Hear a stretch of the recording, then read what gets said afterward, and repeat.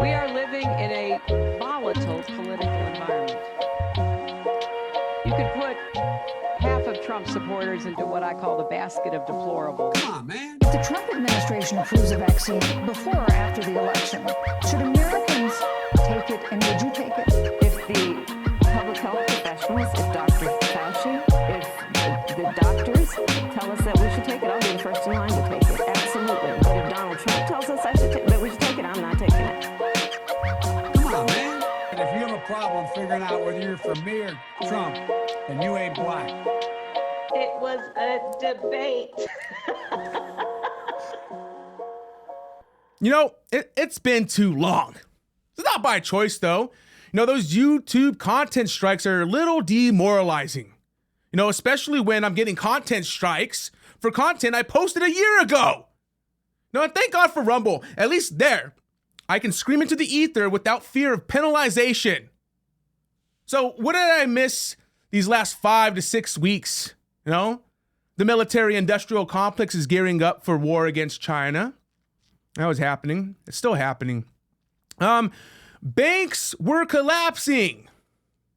I guess they're no longer collapsing. I don't know what's going on with that anymore either. A school shooting happened that had 2023 written all over it. No longer are cis white males dominating that area of American culture. The emotional female is here to replace you because they do emotional baggage better. No, she got public support for what she did. It's insane. Douglas Mackey, a Florida resident who posted a meme on Twitter in 2016, was extradited to New York to face criminal charges in Brooklyn. He was found guilty and faces 10 years in a New York State prison for a meme that he created on his phone or computer in Florida. Donald Trump, the first American president to be impeached twice, raided by the FBI, and now indicted by the state of New York to face charges in Brooklyn for alleged crimes committed in California. The Marxist states have weaponized their court systems to jail political opposition. You know, that's what's happening. It's no longer a conspiracy theory anymore. So what else happened? Daniel Perry, who while working was attacked by a mob of protesters and had a rifle pointed at him. He then shot and killed the protester with the rifle back in May of 2020. I say it's self-defense, but a jury in Austin said murder because of memes he posted and exchanged with friends. Yeah, can you believe that? They said that he intended to murder that dude back in 2020 because of memes he posted. That's where we're at. We're getting in trouble for memes. Anheuser-Busch chose to enter into the culture war with a fuck you to their main consumer base by making Dylan Mulvaney a sponsor. The left screams inclusivity and the right screams indoctrination.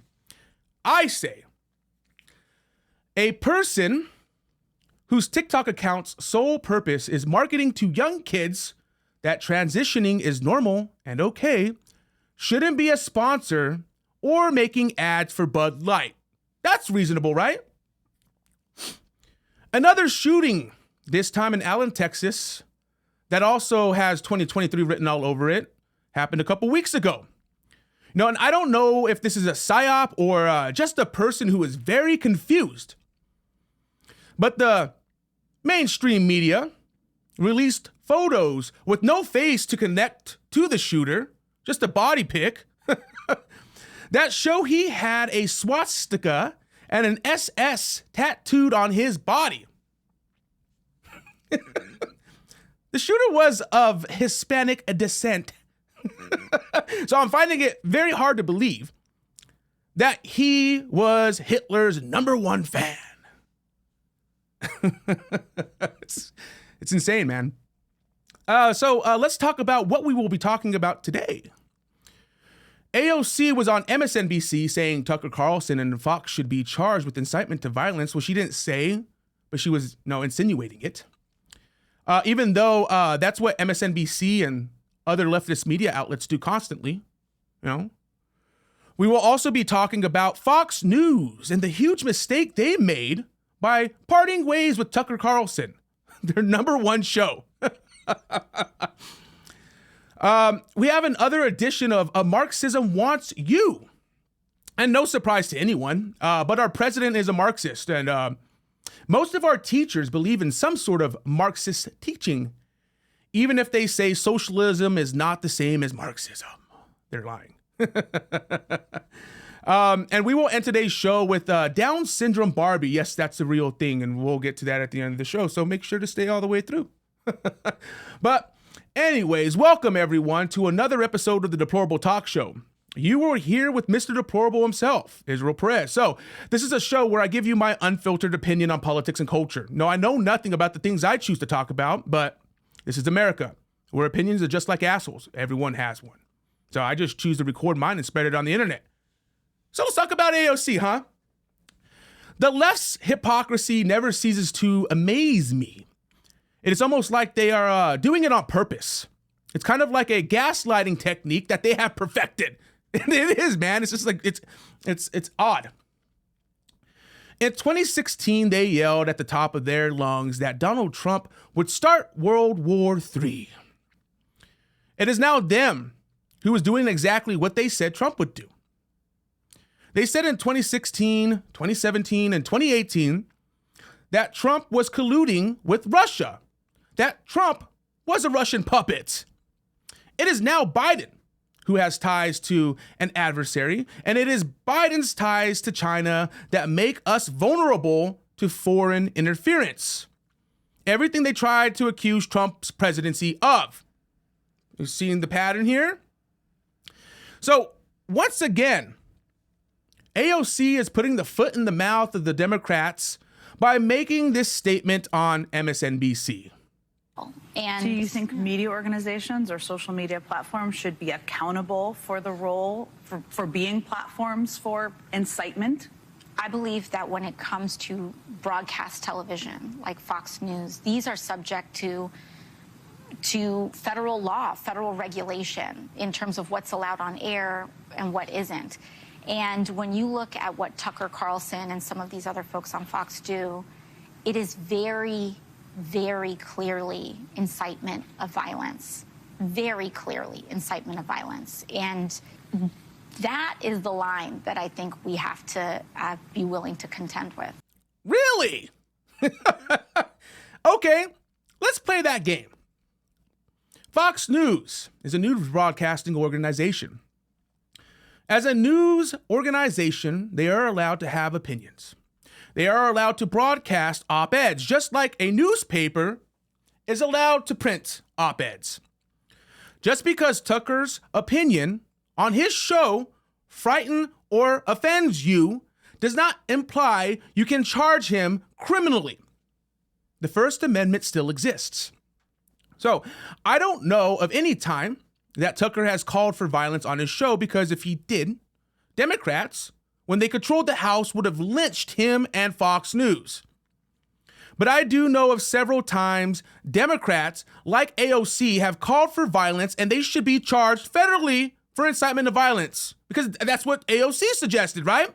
So let's look at some of these clips of them, calling for violence. We want it done now. We're going to insist on it. If you think we're rallying now, you ain't seen nothing yet. Already, you have members of your cabinet that are being booed out of restaurants, who have protesters taking up at their house, who's saying no peace, no sleep. Let's make sure we show up wherever we have to show up. And if you see anybody from that cabinet in a restaurant, in a department store, at a gasoline station, you get out and you create a crowd. Oh, there it is, huh? And you push back on them. And you tell them they're not welcome. Look, if the president does go ahead and fire Robert Mueller, we would have people take to the streets. I believe there would be widespread civil unrest. What's the danger if Donald Trump wakes up angry, watches Fox and Friends, and fires Bob Mueller? Well, I hope he doesn't do that. I think it would set off. Angry and watches It would Fox set for off. president most days. It would set off a firestorm. I think it would be, you know, not only on the Hill, but in the streets. When they go low, we kick them.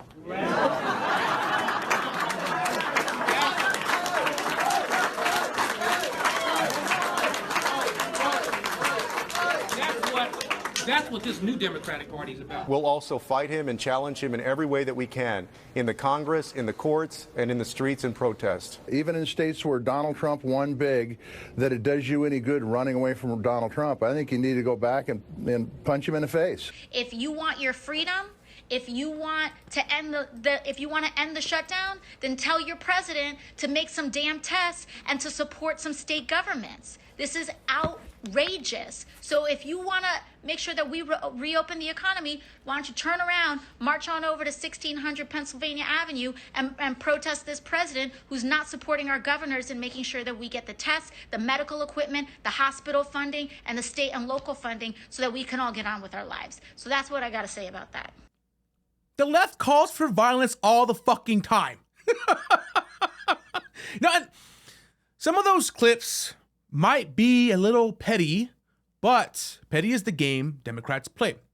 That's why they win a lot of their battles. You know, it's because Republicans choose to take the high road. They kick us in the balls and we choose to turn the other cheek.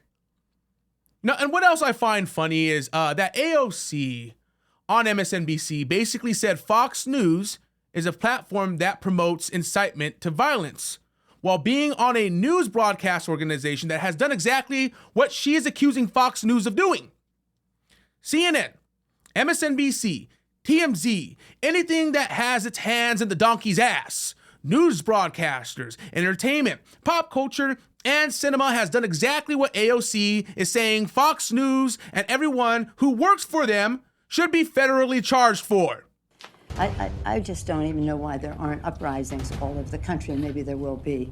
People need to start taking to the streets. This is a dictator. You know, there needs to be unrest in the streets for as long as there's unrest in our lives. Enemies of the state. Show me where it says that protests are supposed to be polite and peaceful. Do something about your dad's immigration practices, you feckless. When they go low, we kick them. How do you resist the temptation to run up and wring her neck? The biggest terror threat in this country is white men, most of them radicalized right up to the right. I thought he should have punched him in the face. I said, even if you lost, he insulted your wife. Yes. He came down the escalator and called Mexicans rapists and murderers. He said, well, what do you think I should have done? I said, I think you should have punched him in the face and then gotten out of the race. You would have been a hero. I'd like to punch him in the face. I said if we were in high school, I'd take him behind the gym and beat the hell out of him. Punch some people in the face! When was the last time an actor assassinated a president? They're still going to have to go out and put a bullet in Donald Trump, and that's a fact. Look as his character is stabbed to death. Where is John Wilkes Booth when you need him? I have thought an awful lot about blowing up the White House. A Missouri state senator is under investigation by the Secret Service after saying she hopes President Trump is assassinated. I will go and take Trump out tonight. Yo, but it's Tucker Carlson that's the extremist. No, it's Fox News. That's the extremists. Bunch of fucking hypocrites, dude. Not saying the right doesn't have its hypocrisy, but they act like there's no hypocrisy on their side. I don't know. Anyways, speaking of Tucker Carlson, he no longer works for Fox News, which is a bummer for Fox, because I guarantee you, the only reason they had millennial viewers is because of Tucker Carlson. You know, that's the only reason I tuned into Fox. I'm also willing to bet the only reason they had moderates who were on the left watching Fox News is because of Tucker Carlson, because Tucker would give a voice to lefty progressives like Jimmy Dore, who I like, even though he's a commie bastard. He's a good dude. Fox News parting ways from Tucker Carlson is just another nail in the coffin, because the only thing that is keeping Fox alive is the boomer generation and maybe a little bit of Gen X. Their stock sank 5% after the announcement of Tucker's departure. And here's an article from Bloomberg. Tucker Carlson's Fox News exit erases $507 million in value. Scroll down here. Tucker Carlson, one of the most popular Fox News primetime hosts, was worth more than $500 million to the parent company. At least that is what trading in stock indicates. I don't know why they wrote it like that, but it's kind of weird. But anyways, Class A shares of Fox Corp sank as much as 5.4% Monday before trimming losses to 2.9% after the company said Carlson had left with immediate effect. The departure comes just days after the network agreed to pay $787 million to settle a defamation suit brought by Dominion Voting System, Inc. Fox News, now in rebuilding mode and will likely take time for the stock to recover, said KeyBank Capital Markets analyst Brandon Nispel. We wonder what Fox is going to tell advertisers and how it will fill the gap in terms of programming and viewership. Fox News Media held its annual upfront presentation for advertisers in March. At the time, Fox executives said the Dominion suit had not affected the network's business, including sports. Tucker Carlson Tonight is the top-rated primetime show on cable TV, according to the most recent Nielsen ratings, with a nightly audience that at times exceeds 3.7 million viewers. That said, the channel is likely to regain the majority of its overall viewership once a replacement host is announced. Nipsel said, I really fucking doubt that. But okay. I really doubt that. No one wants to watch censored legacy media anymore. No, I don't know anyone in legacy media still worth watching. No, who's going to replace Tucker? That's the big question. I don't know anybody. The only way I see Fox recouping a smidge of the 3.7 million viewers Tucker had is if Newsmax and AON gets demolished in the defamation lawsuit by Dominion and is forced to close up shop. Together, they would account for maybe 1 million plus viewers back to Fox. If that happened, I don't see it. We still don't know why Tucker Carlson was let go from Fox, but my guess is that Rupert Murdoch saw him as a liability because of his coverage on the Jan 6 footage and used the lawsuit by Dominion to part ways without upsetting the core audience. Tucker did make an announcement on Twitter that has over 83 million views. So I don't think he's going to have a hard time finding work. Fox News fucked up. That's the big thing here. So let's give a watch what Tucker had to say. Good evening, it's Tucker Carlson. One of the first things you realize when you step outside the noise for a few days is how many genuinely nice people there are in this country. Kind and decent people, people who really care about what's true, and a bunch of hilarious people also. A lot of those. It's got to be the majority of the population, even now. So that's heartening. The other thing you notice when you take a little time off is how unbelievably stupid most of the debates you see on television are. They're completely irrelevant. They mean nothing. In 5 years, we won't even remember that we had them. Trust me, as someone who's participated. And yet at the same time, and this is the amazing thing, the undeniably big topics, the ones that will define our future, get virtually no discussion at all. War, civil liberties, emerging science, demographic change, corporate power, natural resources. When was the last time you heard a legitimate debate about any of those issues? It's been a long time. Debates like that are not permitted in American media. Both political parties and their donors have reached consensus on what benefits them, and they actively collude to shut down any conversation about it. Suddenly, the United States looks very much like a one-party state. That's a depressing realization, but it's not permanent. Our current orthodoxies won't last. They're brain dead. Nobody actually believes them. Hardly anyone's life is improved by them. This moment is too inherently ridiculous to continue, and so it won't. The people in charge know this. That's why they're hysterical and aggressive. They're afraid. They've given up persuasion. They're resorting to force. But it won't work. When honest people say what's true, calmly and without embarrassment, they become powerful. At the same time, the liars who've been trying to silence them shrink and they become weaker. That's the iron law of the universe. True things prevail. Where can you still find Americans saying true things? There aren't many places left, but there are some, and that's enough. As long as you can hear the words, there is hope. See you soon. You know, Tucker's not wrong. He's not, man. You know, what Tucker Carlson said is exactly why legacy media is slowly dying. Because the public is starting to see that it is nothing but propaganda. It is curated propaganda to retain and gain an audience. You know, and I'm excited to see what Tucker does next. Actually, we already know what Tucker's doing next. He is starting a new show that will be airing on Twitter. And here's him talking about it. Hey, it's Tucker Carlson. You often hear people say the news is full of lies, but most of the time that's not exactly right. Much of what you see on television or read the New York Times is in fact true in the literal sense. It could pass one of the media's own fact checks.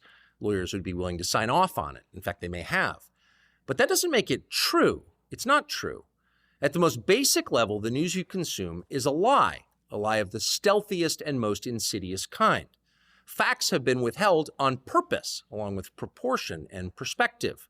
You are being manipulated. How does that work? Let's see. If I tell you that a man has been unjustly arrested for armed robbery, that is not, strictly speaking, a lie. He may have been framed. At this point, there's been no trial, so no one can really say. But if I don't mention the fact that the same man has been arrested for the same crime 6 times before, am I really informing you? No, I'm not. I'm misleading you. And that's what the news media are doing in every story that matters, every day of the week, every week of the year. What's it like to work in a system like that? After more than 30 years in the middle of it, we could tell you stories. The best you can hope for in the news business at this point is the freedom to tell the fullest truth that you can. But there are always limits. And you know that if you bump up against those limits often enough, you will be fired for it. That's not a guess, it's guaranteed. Every person who works in English language media understands that. The rule of what you can't say defines everything. It's filthy, really, and it's utterly corrupting.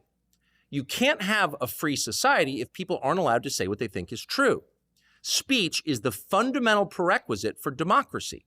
That's why it's enshrined in the first of our constitutional amendments. Goddamn right. Amazingly, as of tonight, there aren't many platforms left that allow free speech. The last big one remaining in the world, the only one, is Twitter, where we are now. Twitter has long served as the place where our national conversation incubates and develops. Twitter is not a partisan site. Everybody's allowed here, and we think that's a good thing. And yet, for the most part, the news that you see analyzed on Twitter comes from media organizations that are themselves thinly disguised propaganda outlets. You see it on cable news, you talk about it on Twitter. The result may feel like a debate, but actually the gatekeepers are still in charge. We think that's a bad system. We know exactly how it works, and we're sick of it. Starting soon, we'll be bringing a new version of the show we've been doing for the last 6.5 years to Twitter. We'll be bringing some other things too, which we'll tell you about. But for now, we're just grateful to be here. Free speech is the main right that you have. Without it, you have no others. See you soon. Goddamn right. Tucker's going to be a thorn in the ass for Fox News in the future. They can't do anything. They don't control him anymore. I guess they got him NDA'd out of his mind. But he's going to be able to say some stuff, and I don't think they're going to like it. But anyways, enough with that. Let's get into another edition of Marxism Wants You.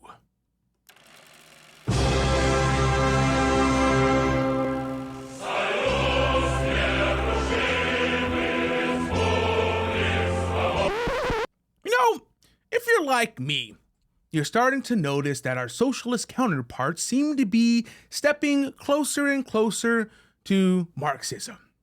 Now, they can say all day that socialism's not the same as communism, bro. Get the fuck out of here.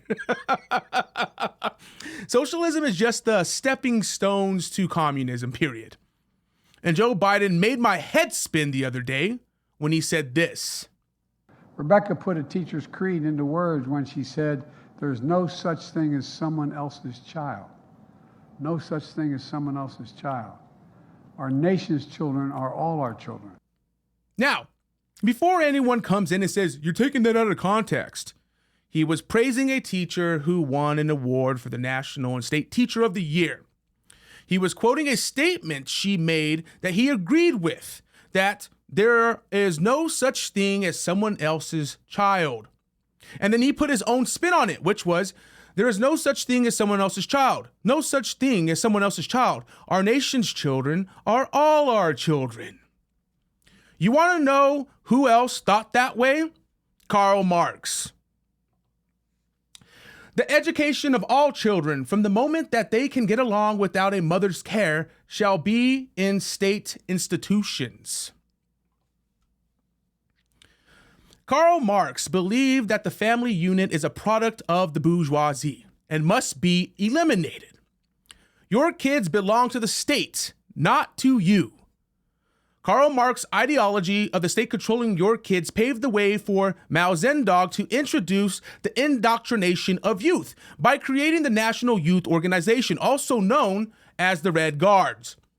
Mao and Marx understood that in order to change culture and keep capitalism from returning, you must politicize children as early as possible, something that is currently happening in our schools with critical race theory and gender ideology.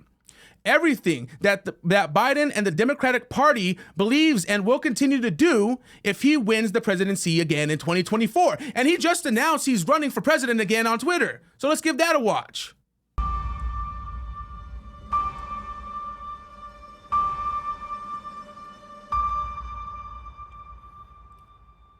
Freedom, personal freedom, is fundamental to who we are as Americans. There's nothing more important, nothing more sacred. That's been the work of my first term, to fight for our democracy. This shouldn't be a red or blue issue. To protect our rights, to make sure that everyone in this country is treated equally and that everyone is given a fair shot at making it. But you know, around the country, MAGA extremists are lining up to take on those bedrock freedoms, cutting Social Security that you paid for your entire life while cutting taxes for the very wealthy, dictating what healthcare decisions women can make, banning books, and telling people who they can love, all while making it more difficult for you to be able to vote. Lies.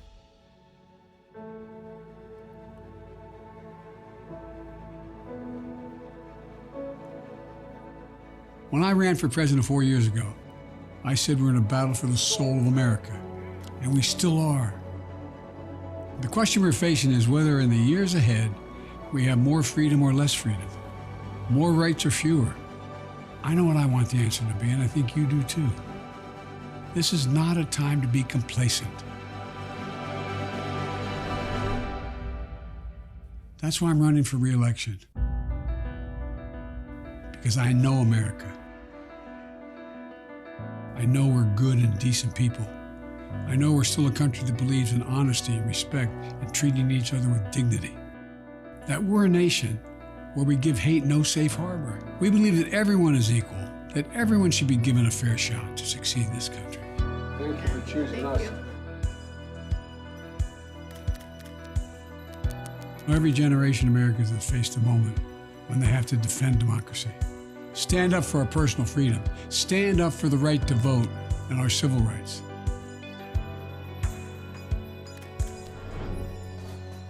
And this is our moment. Jesus fucking Christ. Oh no!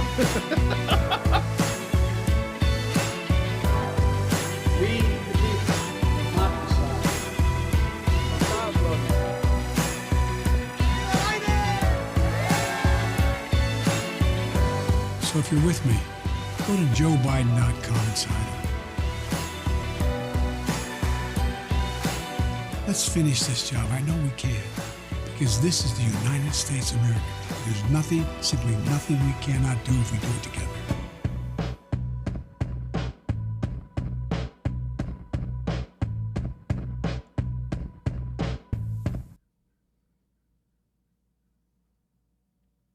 He said nothing but lies in that campaign video. That was 3 minutes and 4 seconds of lies. They are gaslighting you, hoping you forget what has happened the last 3 years. No, they are telling you that it is MAGA Republicans' fault for the reason America is in the situation that it is in currently. It's not Joe Biden or his administration's fault. It's MAGA Republicans. Get the fuck out of here, man. Jesus. And that was Marxism Wants You.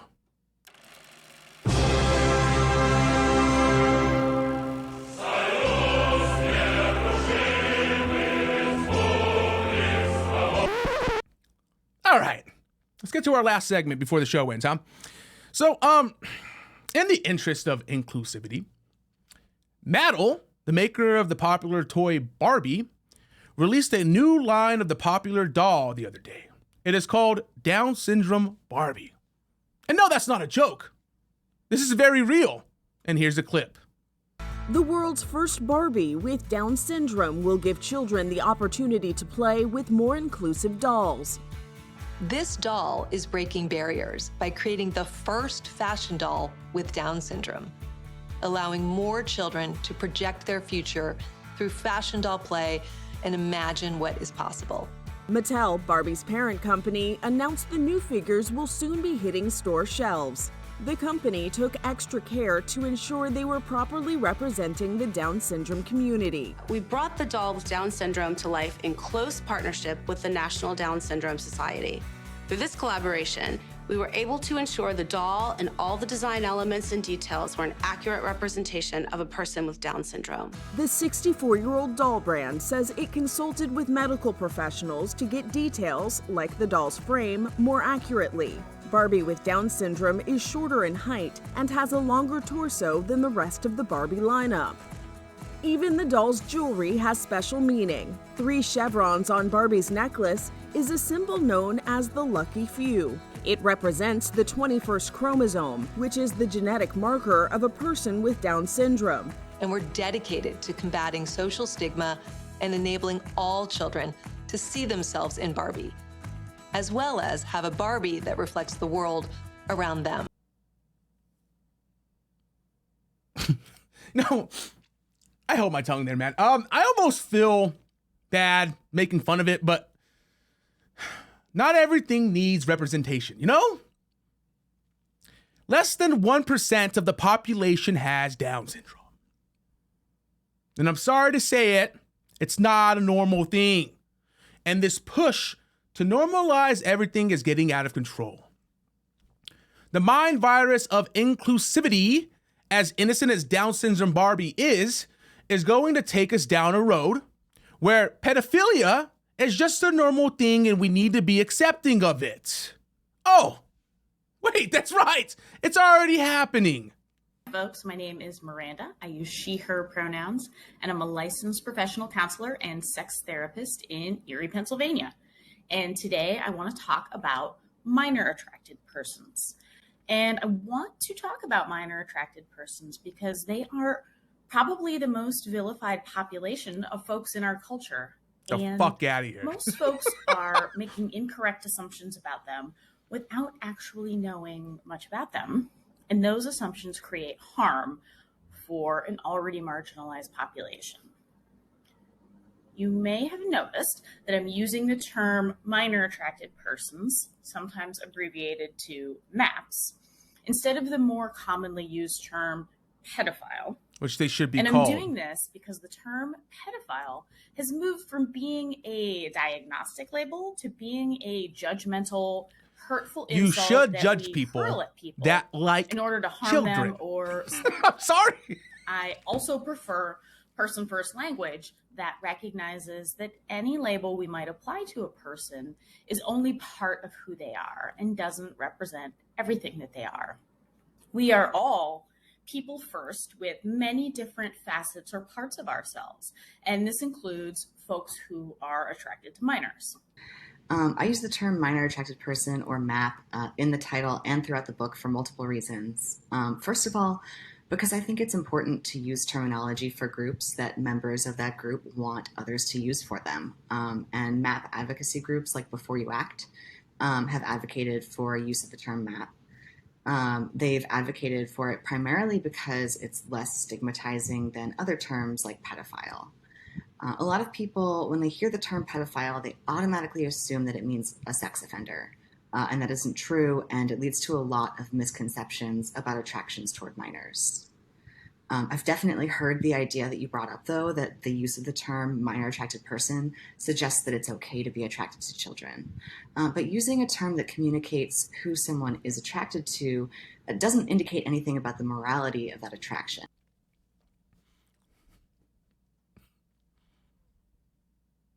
We live in a time where the straw man fallacy, like the one I painted before those clips, is becoming reality. Those are no longer unsound arguments, as the left would say. The slippery slope has become a linear path. That's what's happening before our eyes. Everything that they told us was a slippery slope. That's a slippery slope, man. You can't say that because you're going to hurt people. It's happening. It is. Shit. It blows my mind. You know? Anyways, that is the show, guys. No big lead for today, but if you like the show and are watching on Rumble or YouTube, please give a like and subscribe. You know, if you are listening on Spotify or Apple, please hit the subscribe button. I upload weekly. Anyways, take care, guys. See you next episode.